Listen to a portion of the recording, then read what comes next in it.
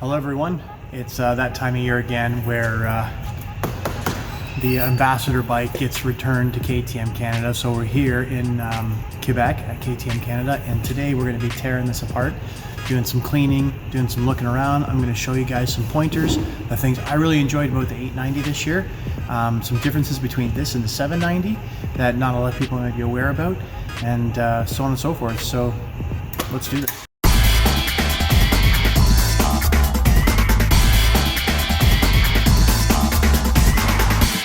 So before I return the bike, there's a bunch of KTM accessories and power parts that went onto this machine. I'm going to be taking off, putting the OEM stuff back on.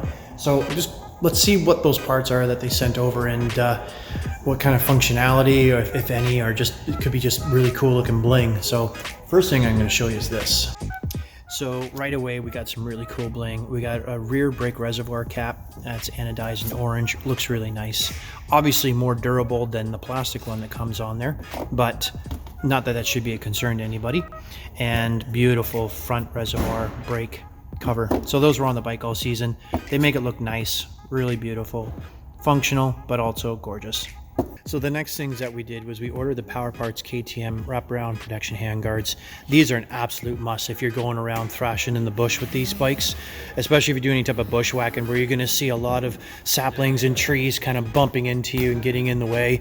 It also does a great job protecting your hands from the trees. So the factory ones are nice. They're definitely a great windbreaker, and they'll protect against some leaves and small brush, but nothing's quite as durable as putting on a nice big set of heavy duty aluminum handguards. So the beauty about the KTM Power Parts one is they're specifically designed to wrap around all the brakes and the cables and stuff like that. So you're not fiddling with an aftermarket one trying to make it fit.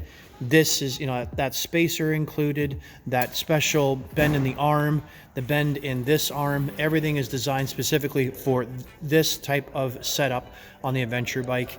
Same thing goes for the 1290s and the 790s and 1090s, 1190s, and all those bikes have been made in the last like 6 or 7 years. So yeah, an absolute must. Works really good. I haven't had these move on me all season. Been really stable. Definitely want to get yourself into some protection handlebars. Okay, so another accessory we put on this was an Akrapovic exhaust muffler. This pipe comes complete with the carbon fiber guards and everything for heat protection. And I didn't necessarily notice a massive amount of change of the sound of the bike per se to make it bigger and throatier, because I know people like that. What I did realize though is I did find a definite performance curve, especially in the mid-range. And the other thing I noticed a lot between that pipe and the OEM pipe here is huge weight savings. So I think weight savings goes a lot longer than a big throaty sounding exhaust, or even more performance. Like, this motor's got a lot of jam in it already. To put more in it, I just don't see it necessary. But weight savings, it's a big thing. So yeah, great pipe. That's a great weight savings add-on to put on the bike, and it looks really nice too. So yeah, you might want to look into getting into that off the Power Parts catalog. An absolute must if you're taking a 790 or 890 out in the bush is some proper engine protection. Big thick skid plate, some side protection here for the tanks. Can't talk too much about this one, show too much. It's a prototype from Outback Motor Tech, but they sent me out something to do a review on this, and hopefully in the future we'll talk a little bit more about it. But it did a great job, and it definitely, with the protection of the front of the engine and underneath, that really helps me feel more confident when I get really aggressive off-road riding in those single track trails with big boulders and rocks that might kick up off the front wheel, or lack of talent sometimes just needs to come down and crash on things.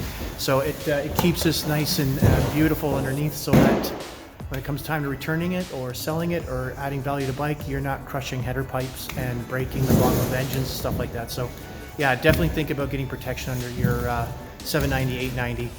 Some people say it's not necessary. Maybe if you're just driving down a gravel road, I think it's totally necessary. Absolute must. Okay, so we've advanced quite quickly here with the teardown of the 890. As you can see, we got the gas tank off, and we've got the plastics off, the shrouds off, and some headlight masks. So again, let's go back to the accessories.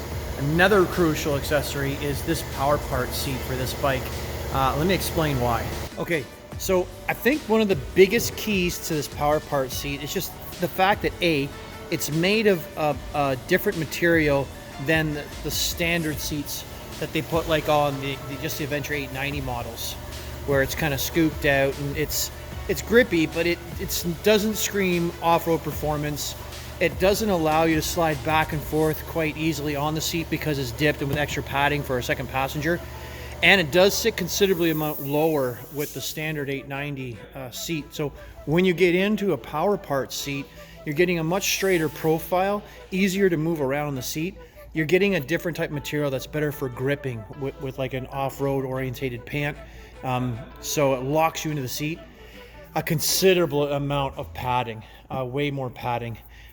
It's no mystery, you know, off-road bikes and stuff like that, including KTM adventure bikes, the seats aren't like couches. They're meant for dirt biking and off-road riding.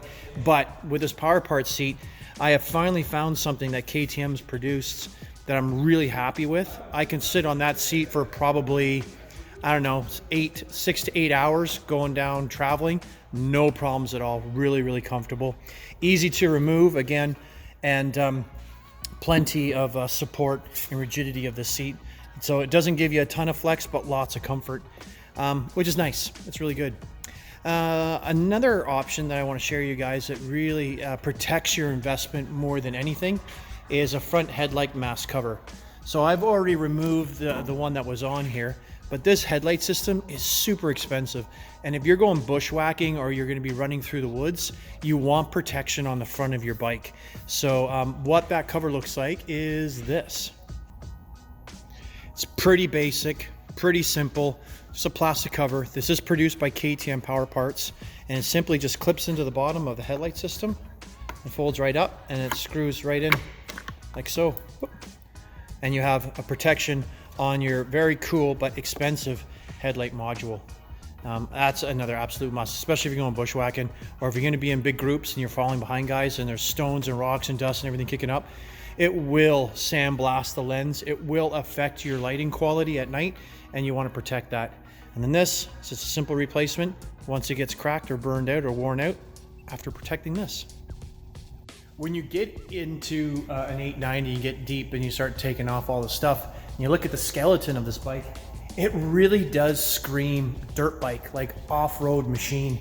The way the frame is set up, the way that all the components fit in, the amount of engineering and level of design gone into this for not only working great off-road, but working on it if you need to work off-road, like being able to adjust the shock, being able to adjust the anything in the bike for that matter, right? And really is cool. When you take everything off, the bike becomes pretty small. Like it really just kind of narrows itself down.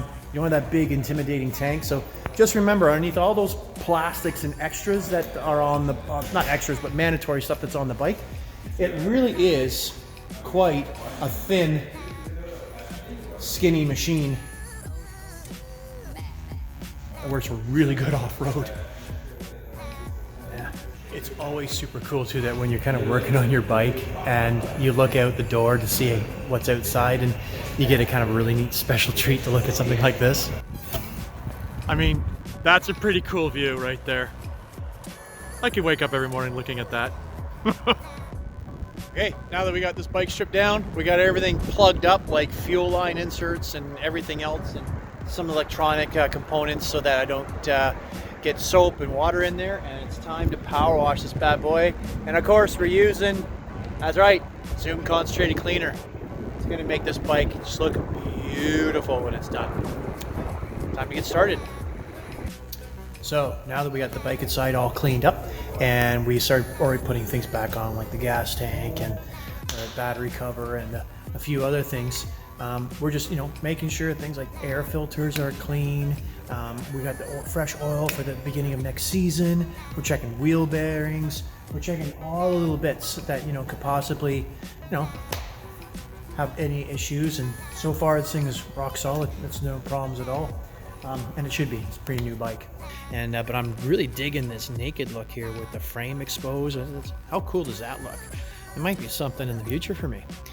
Anyhow, what we're going to do now is we're going to sit down with a KTM professional, Mark Brunet, and we're going to talk a little bit more about the differences between the 790 and this 890 and what KTM did to make the motorcycle even better. So, Mark, tell us, what are the differences between the 790, predecessor to this, and the 890? What did KTM do that made it better?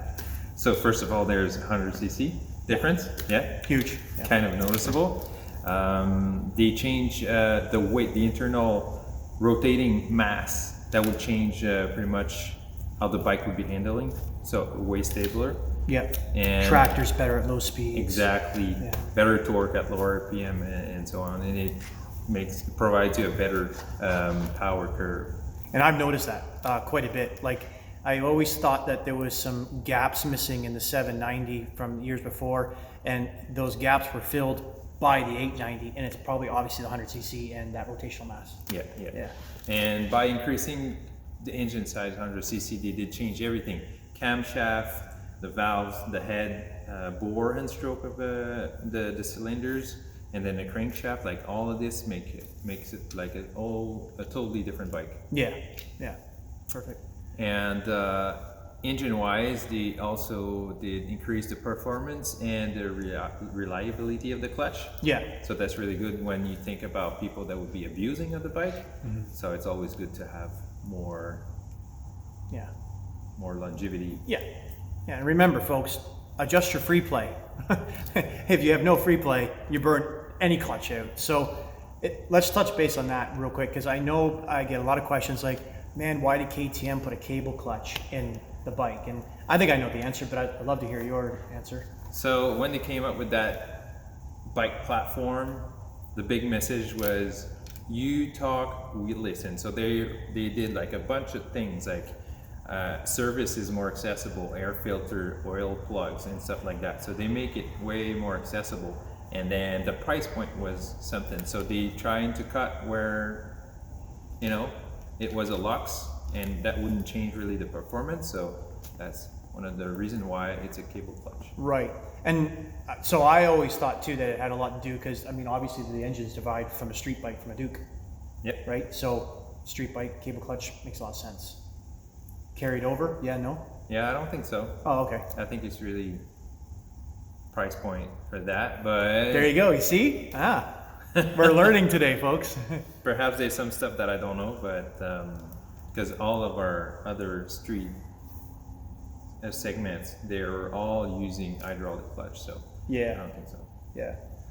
There's also a lot of mystery too for some people on the major differences between the 890R and then the Rally 890. Can you just quickly touch base on that? The key differences will be the suspension. So there's a Pro component suspension on the Rally. Right. It comes with an Acropovich slip-on, and then the plastic color would change. Right. Pretty much. That's the rim size is different too, or did you say that? Did I miss that? I don't know. Are the rim size different? I'm not sure about that. Oh, okay. I thought the Rally bikes, well, we can always find it on the webpage for sure. But there's so very little of them, we hardly even see them. I never saw one. Yeah, like they're in and out, and you got to order like years ahead sometimes. I'm putting my order in now. That'd be really nice to have one of those. Anyways, well, I hope that enlightened you guys a little bit about some of the differences. Are we missing anything? Actually, yes. So the 790 had an optional cruise control, but you had to purchase that controller switch with the button for the cruise control button now on, comes on it. Another thing too on the 890, not the R model like you had, Lee, but the regular one, the more street one, there's on the rear shock, there's a manual preload adjuster that came in 2021 that wasn't there before on the 790s. Okay, very cool. That's right. So there you go, folks. I hope that helped out, and we'll get back to a little bit more work on the bike, and then it's saying goodbye to this beauty for another year. Ciao. Thanks. And so, that kind of wraps things up, ladies and gentlemen, for the accessories that were put onto this motorcycle that I used throughout the season.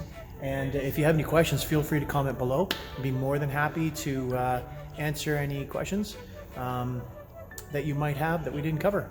All right. Thanks again, and we'll talk to you guys soon. Take care.